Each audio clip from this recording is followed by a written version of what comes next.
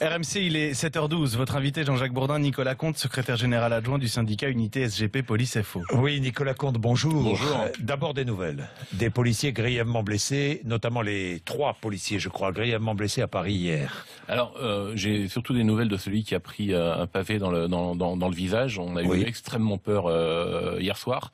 Oui. Les nouvelles sont plutôt rassurantes. Urgence absolue. Urgence absolue, disait le ministre de l'Intérieur. C'est ce qui était annoncé. Il a repris connaissance. Les nouvelles sont plutôt rassurantes. Il est toujours hospitalisé. On a également un collègue hospitalisé pour des brûlures, plusieurs même qui ont été brûlés. Et puis on a un collègue à Nantes qui a pris des éclats de verre dans l'œil également. Et en tout, il y a 24 policiers qui ont été blessés hier dans ces manifestations. Dans quel état d'esprit êtes-vous ce matin, franchement? Il y a du dépit et de la colère. Il y a du dépit parce que quand on entend des slogans tels que tout le monde déteste la police 6 mois après le 13 novembre, vraiment je considère que c'est honteux.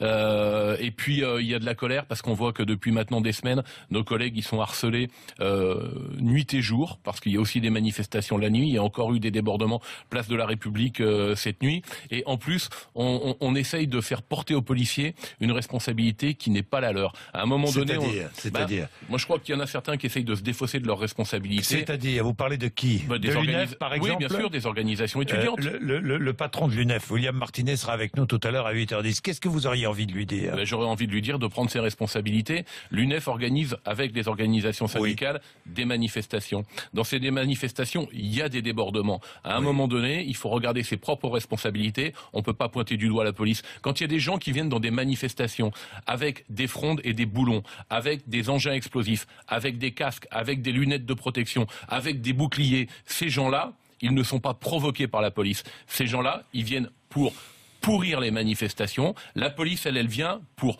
garantir à tout citoyen la possibilité de manifester. C'est un droit, mais casser, c'est un délit. Et donc la police, elle est là pour interpeller les auteurs de délits. Ensuite, à partir du moment où il y a des affrontements aussi violents, bien évidemment, mes collègues y mettent en œuvre des moyens qui sont des moyens de force légale. Oui, mais ces moyens de force légale, ils peuvent être dangereux. Oui, qui sont d'abord, avant de revenir aux organisateurs de ces manifestations, qui sont les casseurs? Est-ce qu'on les identifie? Parce que j'entends tout et n'importe quoi. Qui sont-ils? Alors, ces casseurs, ça a changé par rapport à ce qu'on a pu connaître il y a quelques années, où on avait souvent des jeunes qui venaient de la banlieue parisienne et qui profitaient des manifestations étudiantes pour aller piller des magasins de sport. Saccager des magasins. C'est moins ça. C'est moins ça. Et là, c'est des gens, d'ailleurs, on le voit un petit peu dans les cibles, quand on casse des banques. En l'occurrence, pas pour prendre les billets à l'intérieur, il n'y en a plus. Donc, ce sont des gens qui ont une idéologie politique à l'extrême gauche et qui ont une organisation, une habitude d'affronter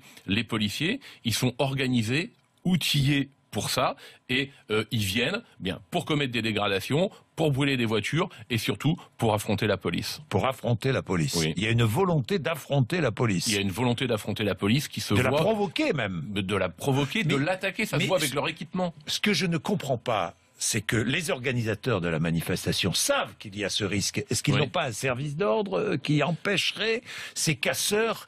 Où sont-ils? Où se positionnent-ils, ces casseurs? On voit que comment ça se passe? Ils sont devant la manif, derrière? Non, en général, ils sont à la fin de la manifestation et sur les périphéries de la manifestation.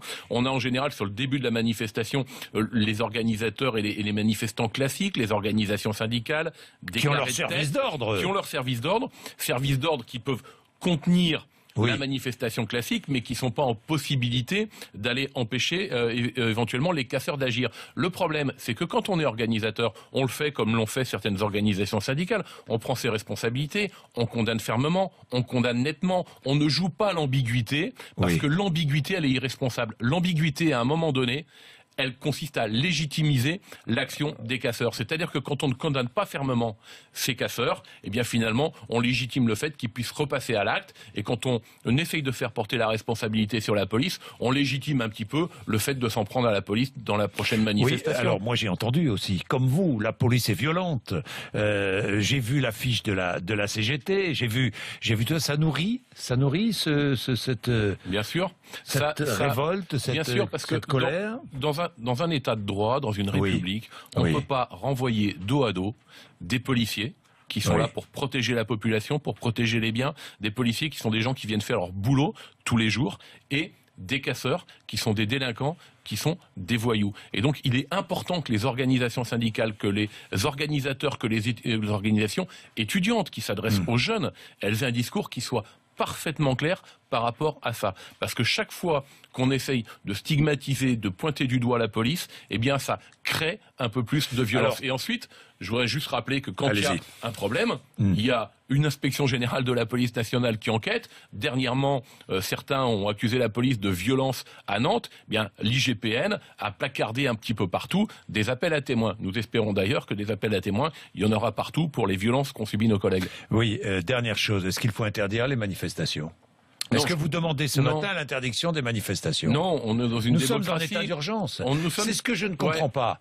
C'est ce que beaucoup ne comprennent pas. Nous sommes en état d'urgence et on permet ces manifestations et elles tournent à la violence. Alors, que des gens puissent s'opposer dans la rue par la manifestation pacifique à une loi comme la loi El Khomri, c'est normal dans une démocratie. Par contre, il y a un certain nombre de choses qui doivent être interdites. Ça a commencé à être mis en place hier, je pense notamment à Nuit debout, quand il y a une heure de fin de manifestation place de la République. Une fois que l'heure est passée, la place doit être évacuée. On a vu que hier soir, mes collègues ont voulu faire respecter cette réglementation, que ça a été compliqué. Il y a eu des affrontements. Je crois qu'effectivement, il ne faut pas interdire les manifestations parce qu'on est dans une démocratie, mais qu'à un moment donné, il faut y mettre des limites, les réglementer, et surtout quand les limites sont atteintes, il faut faire respecter la loi. Et je rappelle que quand on refuse de se disperser alors que des sommations ont été données, eh bien la police, elle est légitime à faire usage de la force. Merci Nicolas Comte d'être venu nous voir ce matin.